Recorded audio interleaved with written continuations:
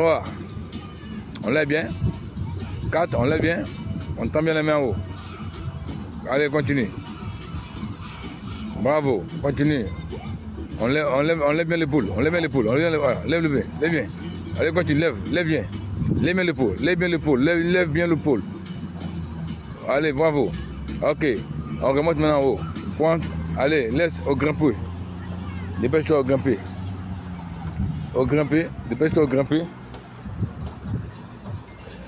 Dépêche-toi au grimper. Au grimper. Au grimper. On pose la main au grimper. Allez, main. On pote. Allez, allez. Go. On monte. On monte. Allez, monte. Au grimper. Monte. Vas-y au grimper. Allez. Accroche-toi bien. Monte. Monte. Pose bien là-haut. Se lève. Allez. Attrape. Allez, bravo. Monte. Bravo. Attrape maintenant. Attrape. Allez.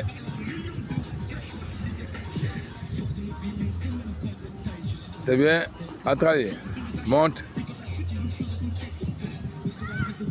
Pose des pieds. Alors. Allez. Flexion, extension, mouvement, montée, descente. Top, c'est parti. 1. On descend bien. Descend bien. 2. 3. Descend bien. 4. 5. On tend bien les mains. 6. 7. 8. 9. 10. Descend bien. Je sais pas. Descend bien. 11. 12. Descend bien. Assis-toi bien. 13. 14. 15. Pause.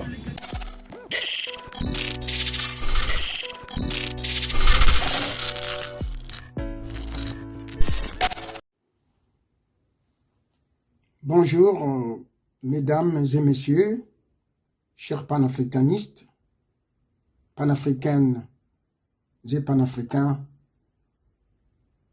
Je voudrais ici, s'il vous plaît, vous rappeler pour que nous puissions garder quelques minutes de pensée pieuse au sacrifice de Patrice Emery Lumumba et ses compagnons. Car, à partir de ce vendredi 5 septembre jusqu'au dimanche 14 septembre, c'est une semaine de tristesse, de douleur et d'injustice. Injustice est tellement grave que si nous étions des hommes responsables, si nous étions des hommes conscients, nous ne pouvons que nous permettre, s'il vous plaît, de rendre hommage à un homme, un grand homme, universel. L'héros national de la République démocratique du Congo, le martyr du panafricanisme. J'ai cité Patrice Emery Lumumba, premier ministre congolais. Avec son gouvernement, un gouvernement démocratique, élu, donc, dont les responsables, bien sûr, étaient élus, choisis par le peuple congolais. Patrice Lumumba a fait de ce gouvernement le tout premier gouvernement qui a vraiment prouvé l'unité nationale du Congo. Parce que ce gouvernement était composé des vaincus des élections de mai 1960, où la coalition pro-Patrice Emery Lumumba, donc pour ce gouvernement, avait gagné haut les mains. Mais Lumumba avait souhaité que ce gouvernement soit un gouvernement d'unité nationale. Malheureusement, lui, qui avait fait du premier chef de l'État congolais, Joseph Kasavubu, président de la République, grâce à sa majorité parlementaire, lui qui avait cédé le poste de la présidence du Sénat au vaincu de ces élections, ce que nous appelions à l'époque minorité parlementaire, et lui qui a incorporé dans son gouvernement le membre des partis politiques qui avait perdu les élections, eh bien, Patrice Emery Lumumba et son gouvernement ont été victimes d'abord d'une révocation anticonstitutionnelle par le chef de l'État, Joseph Kasavubu, en date du 5 septembre 1960. Il y a 65 ans aujourd'hui. Cela n'avait pas suffi.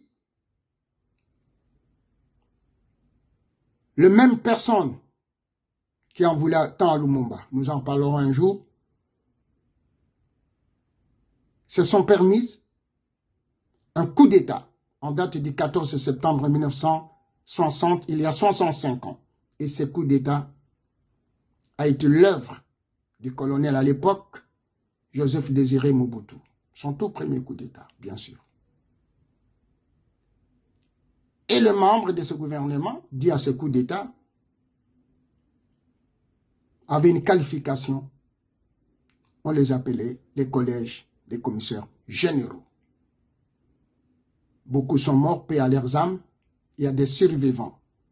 C'est pourquoi,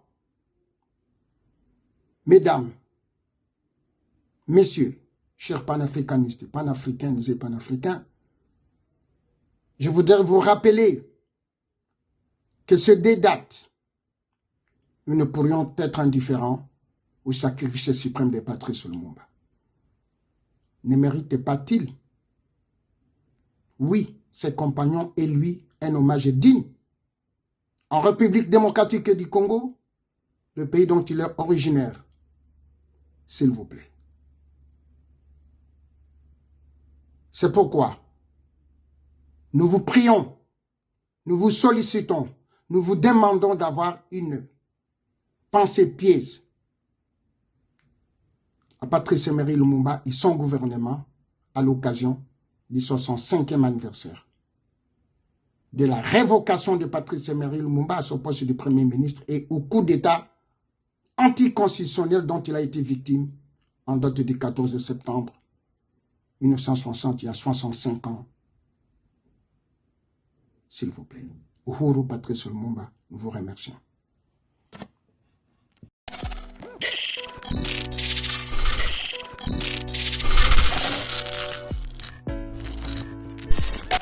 Salut les gars, vous avez vu les news?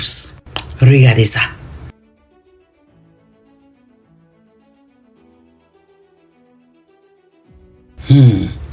La CEDEAO décide de créer une force antiterroriste de 260 000 soldats. J'ai bien dit 260 000. Mais pourquoi un bond aussi subit? L'AES fait-elle si peur? La CEDEAO n'est pourtant pas souveraine. Même l'Union africaine a une force en attente qui ne compte que 25 000 personnes. Comment se fait-il que la CEDEAO devient encore plus puissante que l'Union africaine? Et qui va financer justement cette force? Est-ce vraiment pour lutter contre le terrorisme? Puisqu'on connaît tous ceux qui financent ce terrorisme. Et bizarrement, ils sont les bienvenus auprès de ces mêmes membres de la CEDEAO. On sait tous que l'AES en matière de nombre bat toutes les armées d'Afrique. Quand les Africains décident de s'unir, c'est un danger. C'est un danger pour les intérêts de l'Occident. C'est un danger pour leurs collabos. On a tous vu des attaques multiples des terreaux. On a tous vu les dénigrements. Si la CEDEAO prend une telle décision aujourd'hui, c'est pour éviter que le groupe panafricaniste grandisse, que le mouvement panafricaniste évolue à la tête des pays.